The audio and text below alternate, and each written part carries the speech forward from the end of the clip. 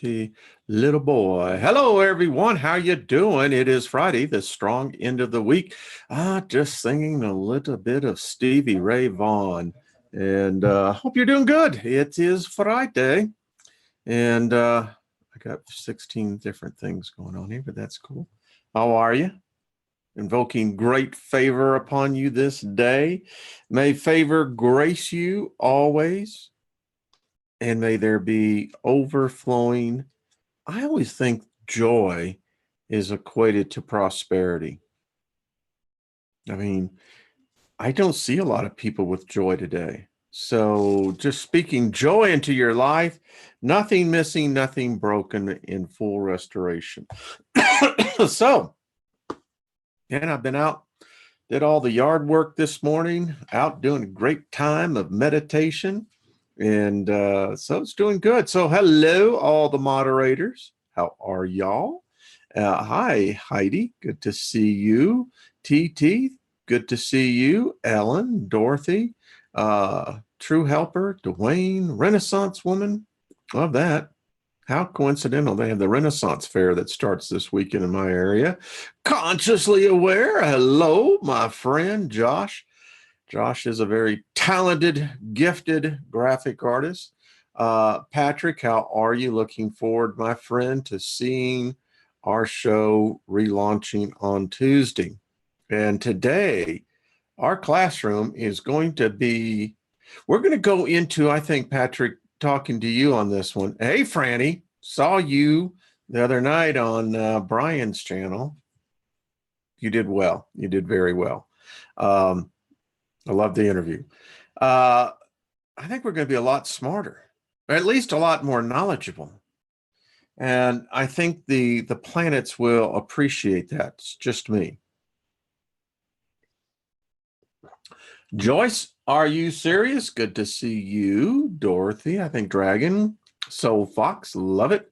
So, Michaelis, good to see you. So, let's get our invocation. You know, we do these things because I figured out on my birthday, it will be the 30th day of us speaking the invocation. Give me 1 second here. Got a server right there. Anyway. Like, I don't care. I know. I understand.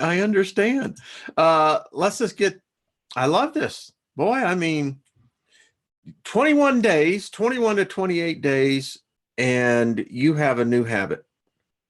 The synaptic pathways are laid down, and within 21 days, it is well reinforced. And in 28 days, it becomes a habit, particularly if you continue to nurture it and feed it. So our daily invocation here is that we are, I am, you are, you are, I am. And we no longer accept the premise that the material world is the source of our needs. No more, and it stops now. I always like that, you know. As you get more into magic, you find that we is very common nomenclature. We therefore acknowledge that whether it be God, how you define the infinite being, whoever, the divine creator, that force that permeates everything, as the only source of all of our wants, needs. Thus, we affirm that every word, thought, and action which goes forth from us, me, shall not return into us void without producing any consequence. If you study hermetics, you know consequence is right in there, but shall accomplish that which we intended, and it shall produce the results which, get this, folks, we willed. I was thinking about this while I was cutting the grass. Cutting the grass is a great time for meditation. I mean, seriously, you're just, you know, it shall produce the results which I willed. It shall then dwell within me until sent forth once again. Always there, always ready. The amazing thing is, once you get the subconscious in agreement and it's in line with the fragmented conscious mind, which we call being awake. And it really is a fragmented state of consciousness. I defy any of us to stay focused in one thought for an entire day. You can't do it.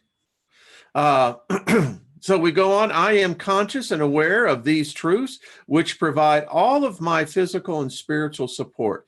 Thus we say that the infinite being, that creative force, is lavish, limitless within me. And think about it. I don't know, is there a shortage of gold anywhere? Not much. That much gold has left Earth. The satellites we've sent out, maybe the Anunnaki took out, if you go with that. I don't know. But it never seems to be a lack. So within us, there is an abundance that flows eternally. It is the source and the power that it brings restorations, and restorations are ongoing. There's always mechanic work to be done on the inside, folks. Within me, manifestation is constantly forming. Within me resides the divine spirit.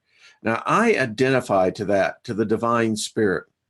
If there's one thing the Liber Lilith taught us, I believe, is, at least from the point of view of Lilith, that she really brought to the forefront what this divine spirit is really all about, of the creator.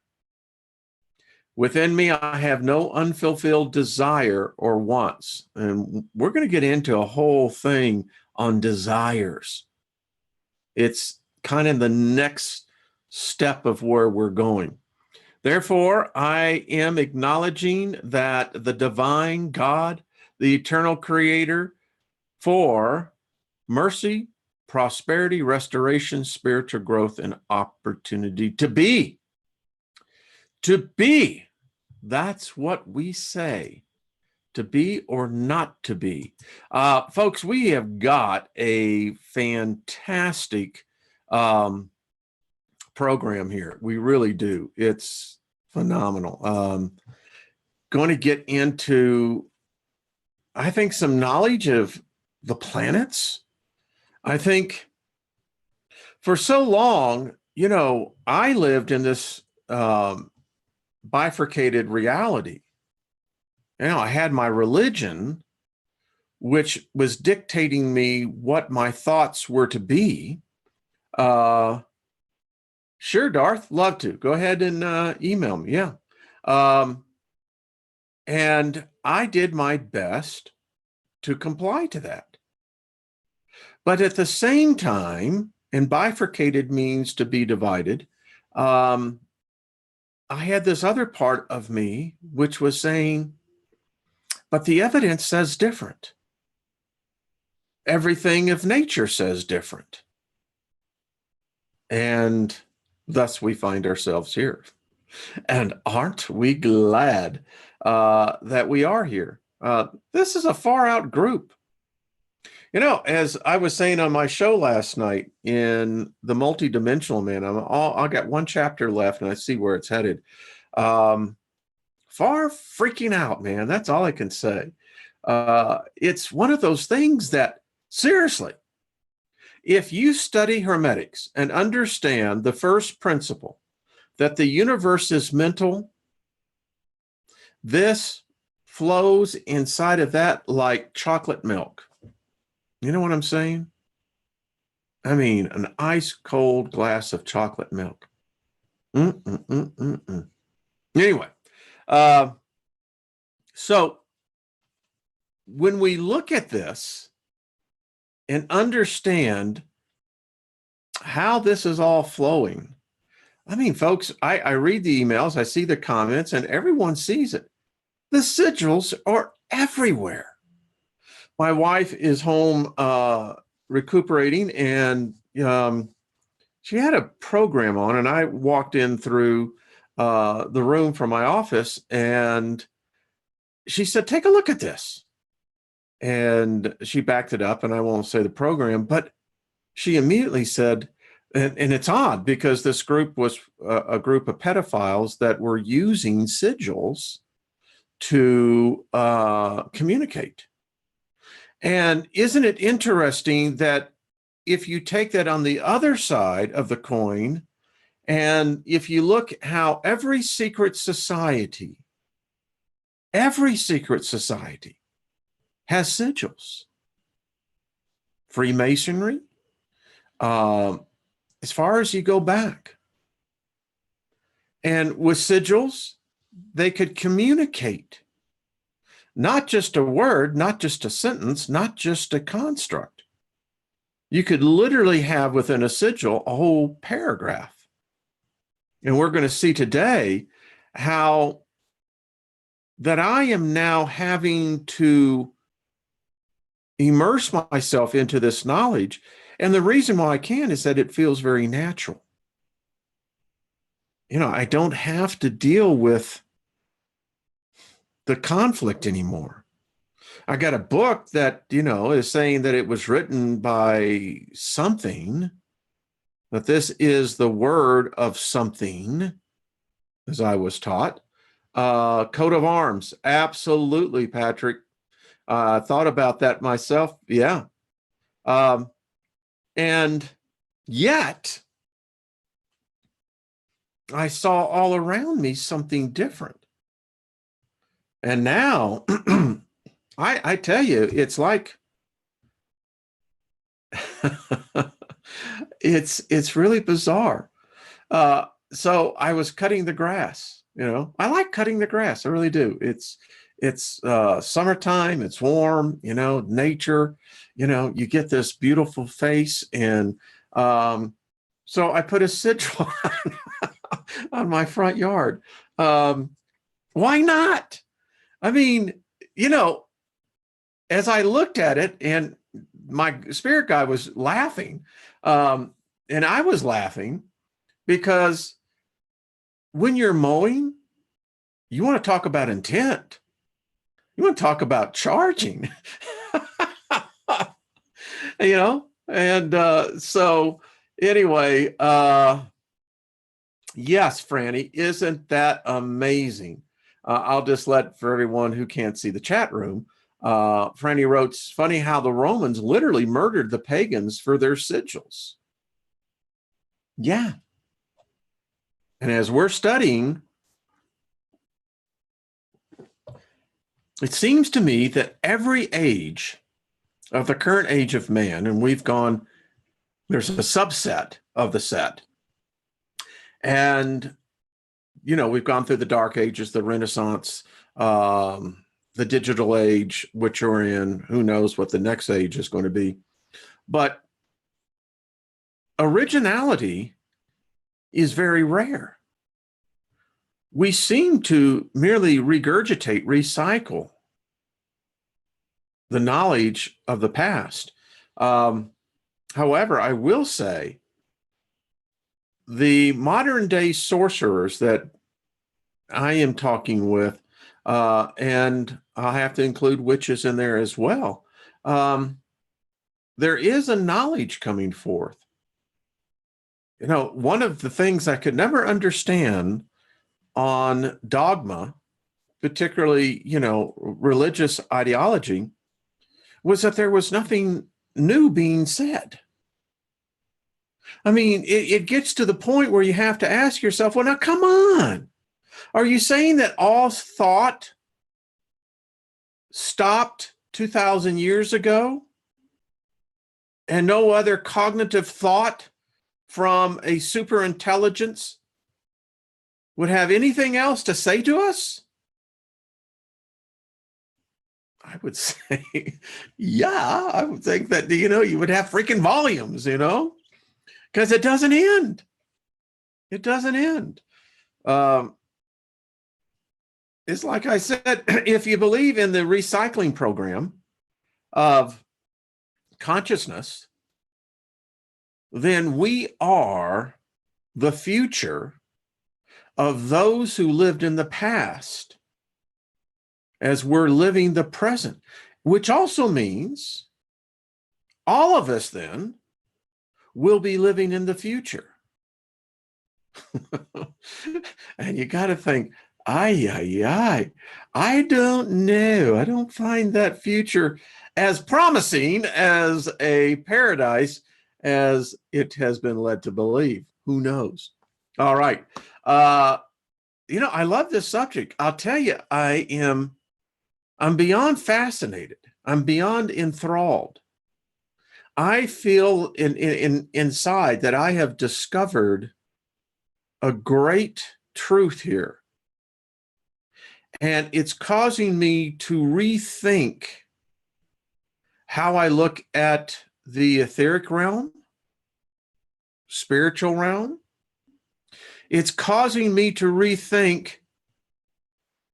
Think about this, folks, before we get into the study here. So prior to this, if I had passed on to the other side, I would have been ignorant of this knowledge. And I have no doubt that if you look at glyphs, hieroglyphs, pictoglyphs, that the Egyptians, the Chaldeans, the Hittites, the Sumerians, all used. I believe that they were much more closer to that other side than we are. Many of us are desperately trying to get up there. I mean, read the Tibetan Book of the Dead, read the Egyptian Book of the Dead, two different approaches. So it tells me that death in itself is not universal in construct. So now I am learning this incredible, powerful knowledge. I would say this, ladies and gentlemen, the knowledge that I am learning now, that we all are learning, will carry over to the other side. I believe we'll have the power and the strength to invoke our own sigils. And that's powerful. Very evident in the spirit realm. Yes, they were us.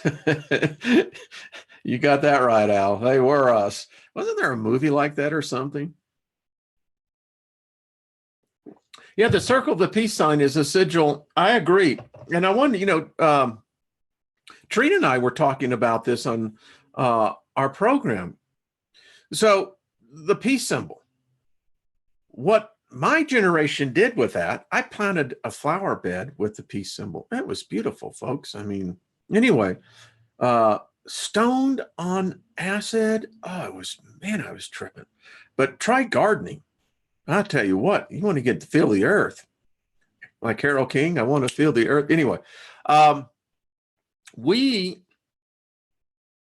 charged that, what they call a broken cross, but we charged it, recharged it, recalibrated it is, I think, an adequate word to meaning peace. Love. And there's nothing wrong with love. We all need love. Yeah, we need an agent on the other side. I have one. All right, Patrick, we'll talk about that. Yeah, I think that, folks, we're making very broad strides here. Our gait, I used to be a runner, loved to run until my knees no longer prevented that. So I get into power walking. And, your gait is everything. And if you can widen your gait, naturally, you're going to cover more space. So figure that one out, right? All right. So I got something ready here to go. I think you're really going to love this. Patrick, I think this is going to help us immensely on Tuesday. So this is the Hermetic Order of the Golden Dawn. Check them out. They're a group that's been around. And this is an excerpt. It's only 20 pages. In fact, it's only dealing with the planetary aspects of sigils, understanding how they came about, understanding some meanings. And I find this very compelling. This is the Orcus 2, which equals 9. I mean, check that out, folks. You know, they say that a sigil is supposed to be able to impart a psychic connection to the viewer. And if it doesn't connect with you, you just kind of basically let it pass. But check that out, folks. Woo! I mean, that just pulls you in. All right. You're going to love this, man. I mean, this is so freaking cool. I was getting this prepared last night. All right. The basic understanding of planetary aspects and influences. In this lesson, we will begin to understand the planetary aspects and how they relate to ourselves as individuals and to our personal lives. Also, we will see how they relate from a magical standpoint, which will later be used in the rite of invocation. Patrick, something I really want to explore, did we miss something with the planets, or could we actually begin to incorporate a rite of invocation? Is this something to throw out there? This is vital information for anyone who wishes to do. Now, isn't this interesting? Evocative magic. So you evocate, and these are fascinating terms.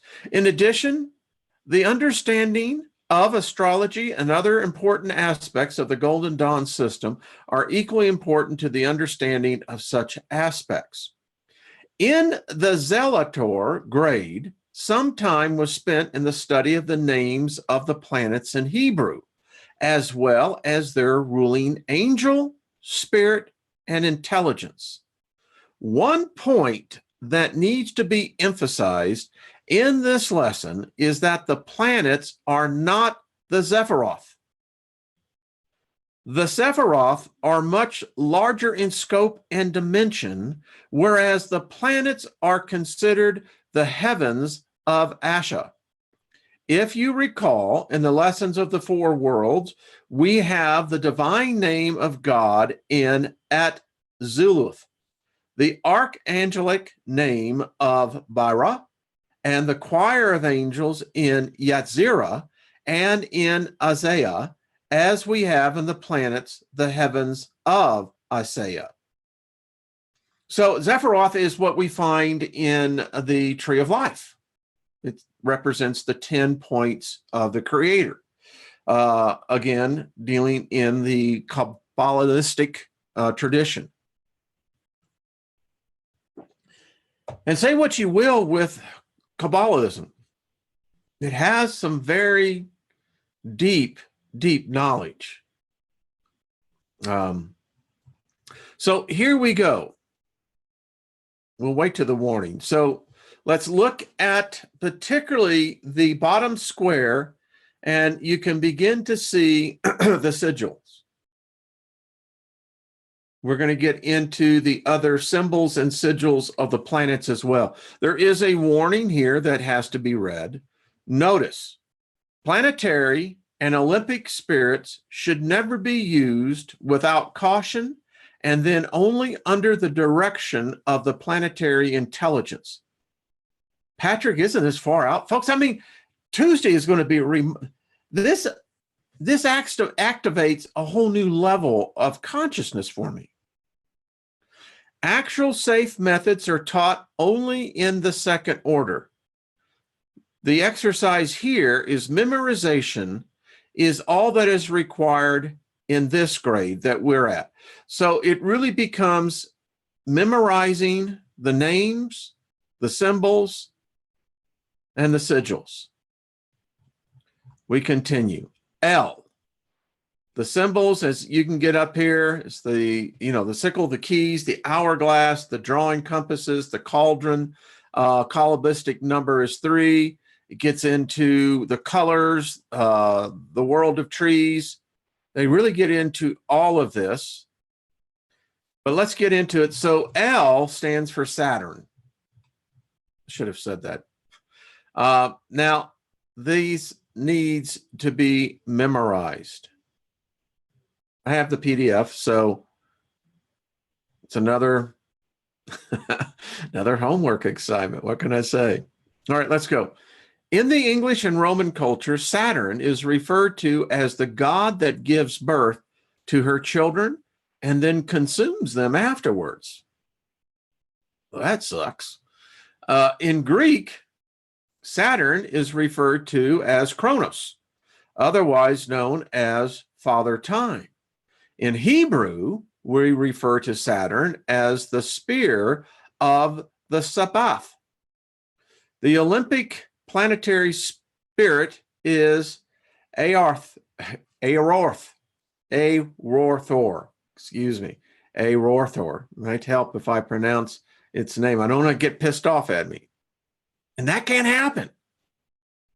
You know, I'm finding out spirits got emotions just like we do. And they have sometimes bad dispositions. The basic description of Saturn is that of loftiness, sometimes considered as mourning or brooding, the force of constriction and crystallization. Saturn has a strong affinity with the land of the depths of the earth, the advancing of age, and with the long passage of time. It also has an effect on our artistic creativity and the bringing of ideas into material form. There's a golden nugget. Put that in your bag. It'll help you. Saturn can be a very positive or negative planet depending on how it is used. It deals magically with invisibility. It also deals with karma. Saturn is attributed to the spear, and I had to look this up, and it's basically pronounced hump. Saturn is oftentimes referred to as the parent of faith. I did not know this, because from it, in its essential nature, faith does proceed. It has an elemental affinity with Earth. The planetary figure is the triangle. Who would have known? We do now. Saturn affects the physiological functions in the following ways. It governs the skin, all bones, teeth, the structure, and cartilages. It also governs the spleen, the glands, and the knee in particular. Now that I learned this. Skin afflictions such as leprosy, eczema, scurvy can be the negative result of Saturn. Restricted afflictions such as impeded circulation and rheumatism, as well as atrophies and maladies, can come under Saturn's influence. One of the deities attributed to Saturn is Nephthys, the sister of Isis, the mysterious one, self-born, self-existent one, the everlasting goddess and concealed one, the mistress of the spindle and the loom, lady of heaven and of the west, lady of Sais.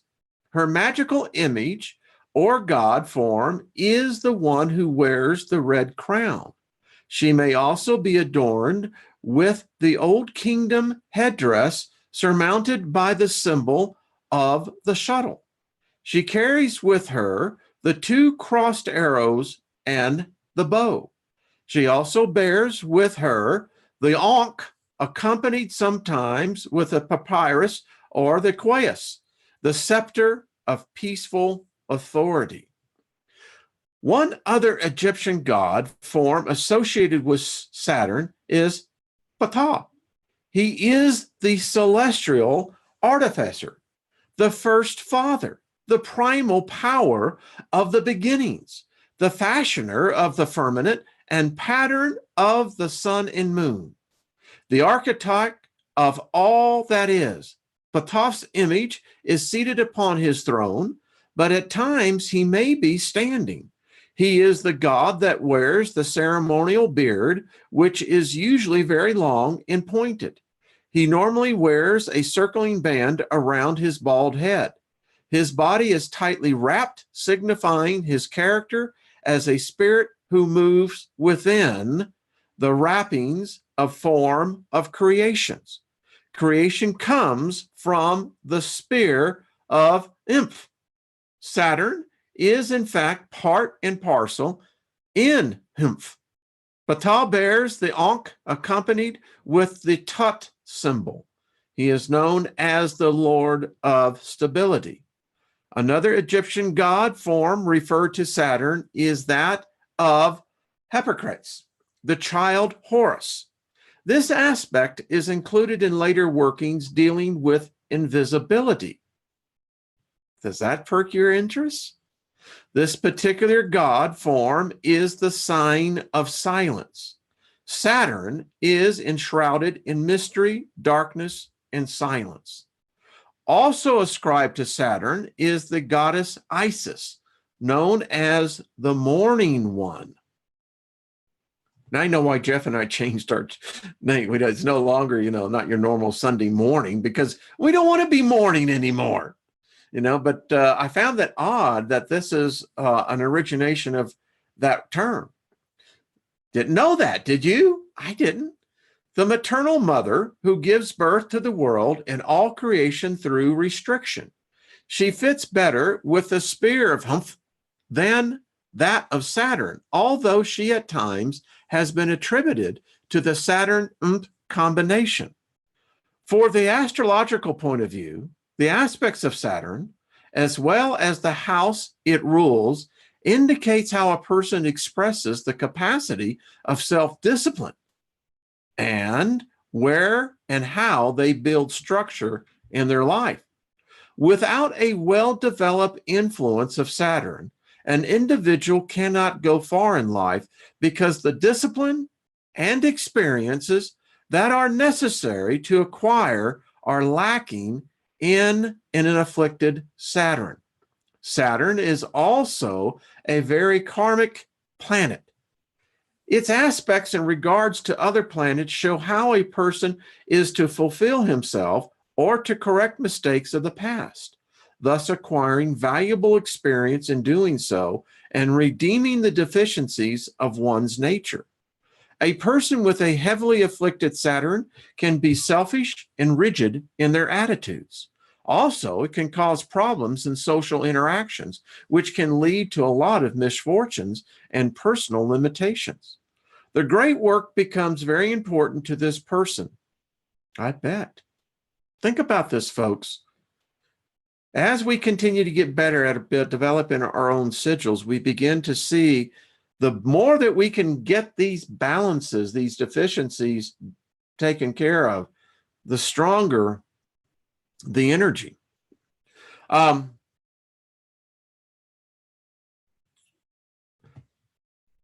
have to give me a second here. All right.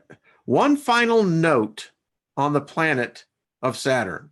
According to the Hermetic Order of the Golden Dawn system of magic, it is used for all general magical workings. The reason for this is that the planet Saturn is known as the general working planet. Being in the Humph contributes to the fact that it is a general working planet in the pursuit of developing better relationships and understanding between the person and the planet. It is always important to consider working with a specific planetary influence as opposed to simply using a general energy in many cases. It's K. Now, K is for Jupiter. You can see the symbols and implements: oak leaf crown, Jupiterian cup, the trident, the royal scepter, shepherd's staff, and thunderbolt. I did not realize that Jupiter and the shepherd's staff were connected along with the royal scepter. I did not know that. You have a propensity for blue as I do? Well, yeah, you can see where it comes from. The Kabbalistic number for Saturn is 4. Apparently, the trees here on Earth, the true oak, cedar, pine, olive, juniper, hickory, sassafras, maple, chestnut, lime, sycamore, herbs, flax, borax, ash, liverwurst, green tea. Hey, how about that? Purple, betony, and sages, gemstones, the sapphire, lapis lazuli, amethyst, turquoise, and aquamarine. So I have a Ceylon sapphire on this one. It's weird how you begin to see the stuff that you're naturally attracted to, right? And you're going, well, how about that? This is, I tell you, I'm fascinated with this. We're going to keep with this one because this one is really cool. And I've got many others behind us. I've got 4 others behind us. But anyway, Jupiter's title is derived from the Romans. In Greek, it is referred to as Zeus, Iusus. Oh, Wayne, don't be doing that. You're going to start controversy. In Hebrew, it is, I think that is called Zedek. The basic profile of the planet is of being very expansive and optimistic, of granting bestowal. Jupiter, I love you, buddy. How was I to know?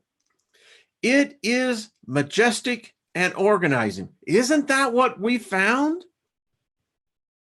Talking with the planets? That's, when Patrick and I got that very clearly. This is a very proud planet. It has an affinity. It is majestic and organizing. It has an affinity with the sea or water and the blue sky. It gives a sense of responsible concern and love. It affects religious leadership. It is conducive to prosperity, abundance, and health, as well as advancement. It is benevolent energy.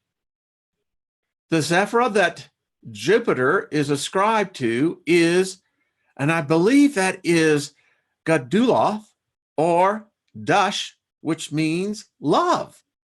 The elementary affinity of the planet is water.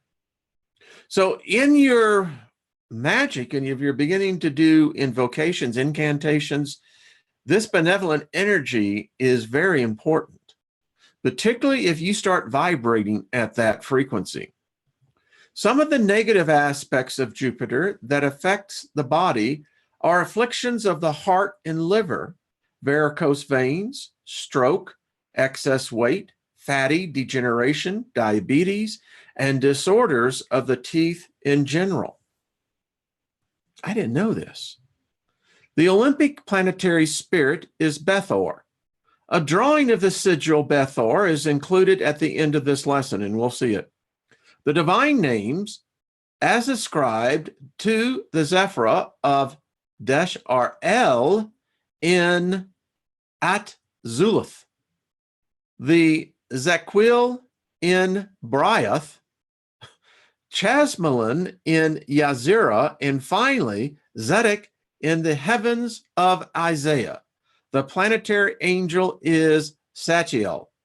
One of the deities of the Egyptian pantheon is Hapi of the north, the vast one, the unsearchable lord of the celestial rivers, father of the gods, he who makes to live, sustainer of life, creator of blessings, nourisher, giver of peace, the father of increase and of abundance, the lord of the papyrus, the lord of the lotus, the fountain of divine power.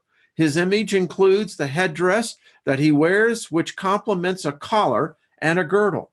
His form is male with pendant breast. In his hand, he bears the lotus and the papyrus as Lord of the two Niles and may appear in double images. Moving on towards the other direction, Hapi of the south is adorned in white and is crowned with the lotus. As Hapi of the north, his adornments are red and is crowned with papyrus. The next Egyptian god ascribed to Jupiter is Maat, that which is true, the perfect measure, Maat the beautiful, of law, justice, and truth, the good gift, sustainer of the sun, tracer of the course of the sun, the changeless and consort, queen of the earth, directress of the underworld, the right order. Her image portrays her as dignified and stately. The goddess at times may appear to be winged. She bears the ankh and the papyrus scepter And upon her old kingdom headdress is bound a single feather of truth that is used to judge those that are brought to her by the god Anubis. This feather is used in the judgment of the heart, where it is weighed against the individual's heart. Overseeing the entire tribunal is the god Thoth. Mayat is ascribed to the office of the Hagamon in the Hermetic order of the Golden Dawn ceremonies. One final deity that can be ascribed to Jupiter is Amun-Ra, known as the Only One, the First Peerless, the Sacred God, King of the Gods, he who lives by right and by truth, creator of all that is, Lord of infinite space, King of kings, primal might, light of the world, governor of the world, Lord of time, master of eternity, mighty bowl of the mother, the ram, the great crackler, the Lord of the double plumes. His image is of the god who appears wearing a kilt, a consort, and a collar. He wears a beard, and his flat top helmet is surmounted by double plumes, each plume having doubled sections divided vertically, or by that of the solar disk and the plumes. In his right hand, he bears the Ankh, and in his left hand, he holds the scepter of peaceful authority. He is benevolent. He may have a ram's head bearing the Ankh and the Kos, while wearing the Old Kingdom headdress surmounted by the disk and plumes. Sometimes he may appear in full form as the ram with curling horns. From a personal horoscope and natal chart standpoint, there are many factors to consider in determining the framework of the process of self-actualization, including the aspects of Jupiter on a house or position where it rules. Jupiter, which is an expanding and benevolent planet, takes place by means of the collective principle. We gain cooperation of others through the use of Jupiter. Such cooperation is based on shared social and religious attitudes with the purpose of providing for the collective needs of the community. Also, we see that Jupiter deals with the moral and philosophic nature of an individual and determines the channels through which it will function. Jupiter is the planet of individual growth and self-actualization. The Jupiterian principle are two-way processes. The individual cannot expect to receive from society without contributing an equal measure. Call it the law of karma, if you will. A community, by combining resources and ability, can accomplish greater tasks and finer intricacies than the individual alone is capable of achieving. Are we hearing this, community? Jupiter indicates how we can serve this general welfare, not only of ourselves, but of course towards society and the greater work as a whole. If we have an afflicted Jupiter, we find difficulty in cooperating with others in commonly accepted modes of social behavior. We become hypocritical in our behavior. We see how Jupiter works with other planets to indicate how we cooperate with a large purpose in the social structure to which we belong. In conclusion, Jupiter can be used for telemastic and evocational work. The energies of Jupiter are very positive and affirming, are many times used for prosperity and increase. Increase is really the key word, not only in the material, but in the spiritual as well. I love this, folks. F, we're dealing now with Mars.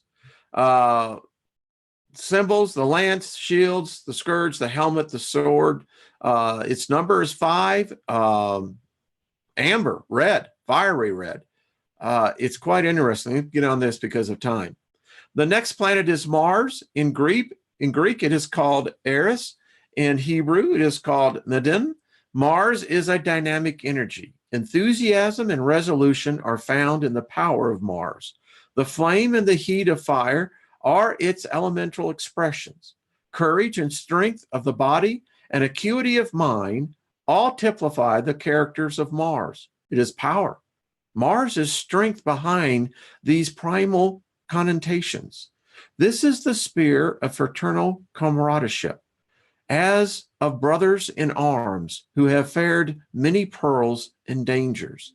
This is the sphere of engineering, of all who work with iron and steel, and of the voice of the people. The day of Mars was accidentally the day of public assemblies in Roman time. Mars can also be destruction.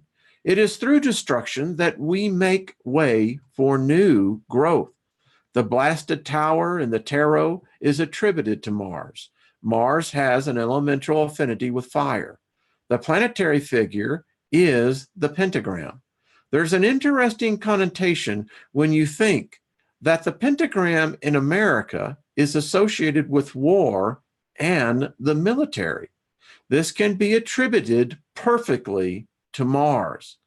An afflicted Mars can lead to inflammation, accidental injuries, hemorrhages, smallpox, general eruptive maladies, infectious and contagious sicknesses, and those particularly associated with high and acute fevers. I think that's Nolagari, hyperactivity, and hypertension. The Zephyroth is, and I go through these and they're difficult. I think this is the Harbuk. It's anyway. The divine name is Elohim Gabor. So Gabor is one of the Elohim. We know that the Elohim as well, called Yahweh, is rumored to have taken Mars, but I digress. The archangel is Kamel. The choir of angels is the Sephrim.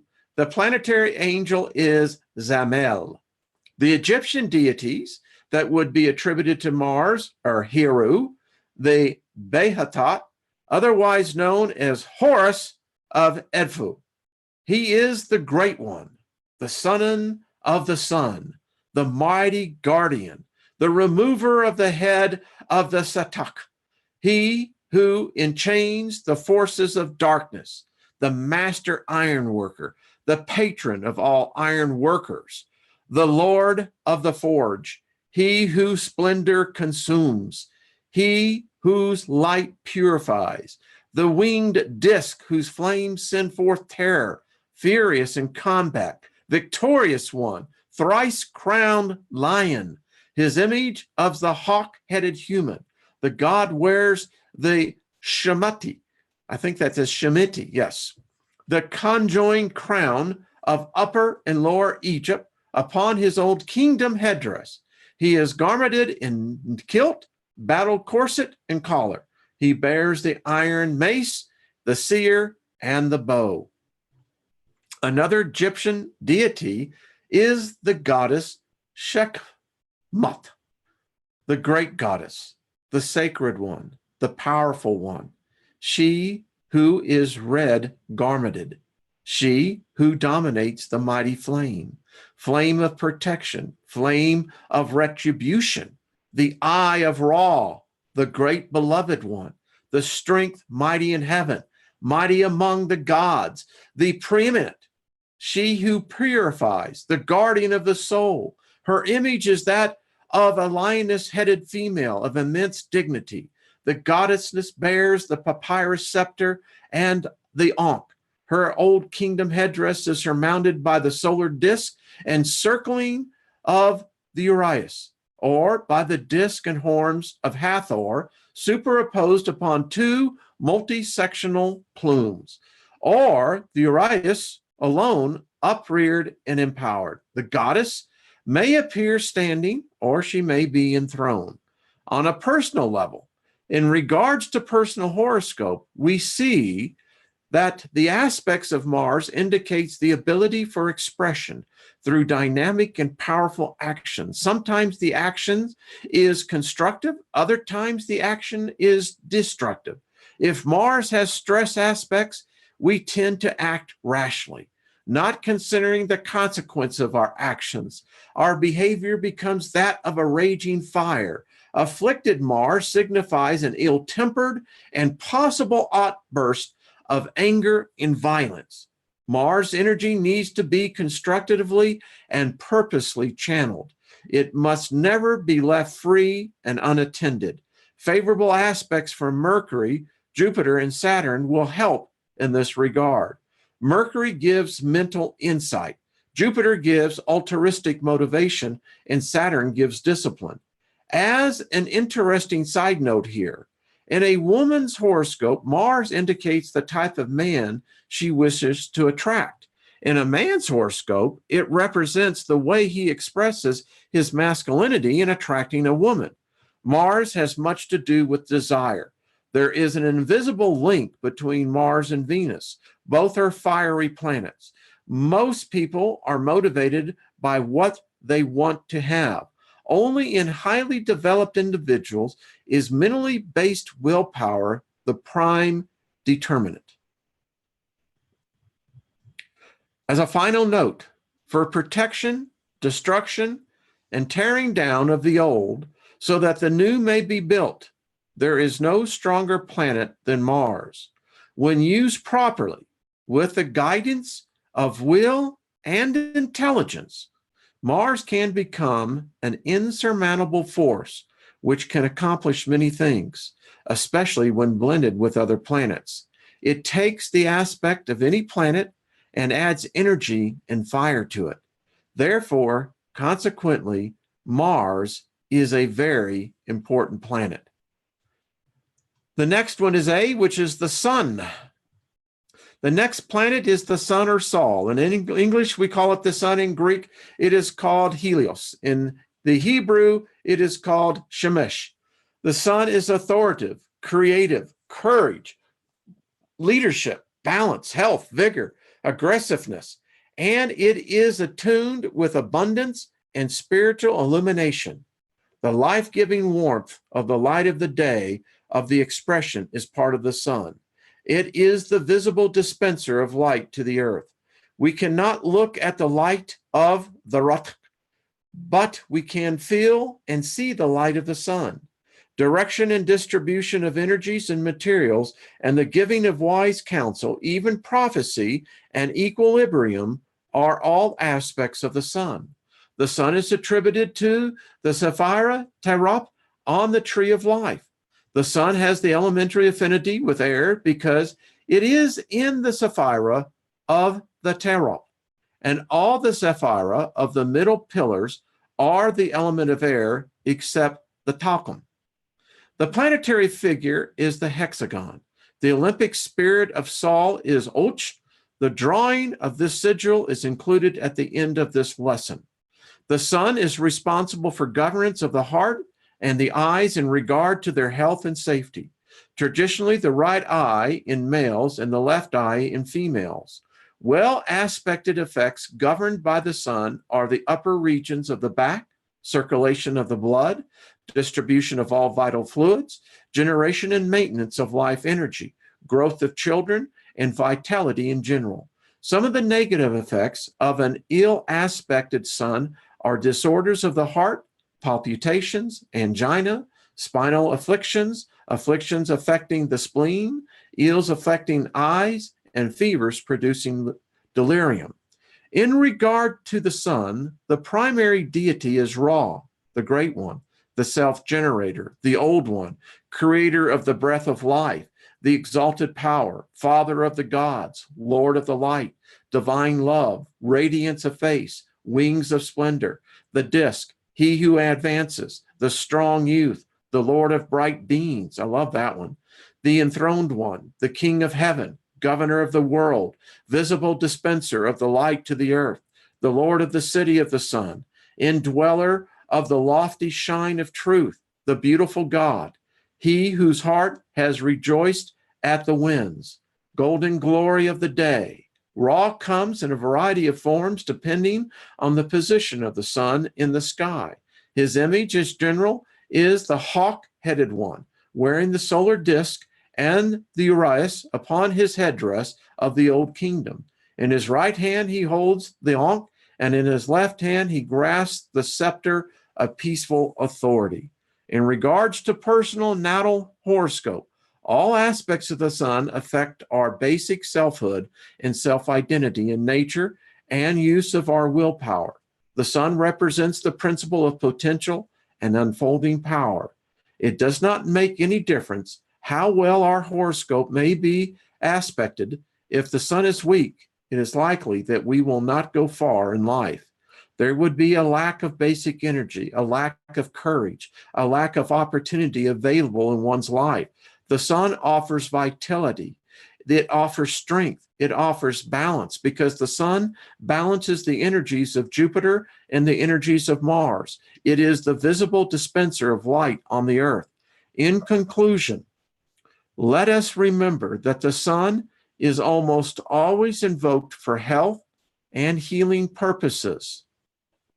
It is invoked when one is suffering from depression. And of course, the invocation of the sun is used as a balancing tool many times when other aspects are out of balance. It is also the most spiritual of all other major planets, because it is the physical reflection of the rock sphere. So consequently, the grade of Adaptus Minor is associated with the Sapphira of the Taproth, and that is of the sun. It is the Sapphira associated with the Savior gods. With the sun, we see the immanence of the Lord and the Savior, Jesus Christ, as well as Osiris, the risen one. Wow. C is Venus. I know we're running about. We can probably pick this up on Monday, because I think this will just be a great lead in. As you see, we still got a little bit to go. So we'll do that. And the symbols. And if you want the PDF, ask me for it and I'll give it to you.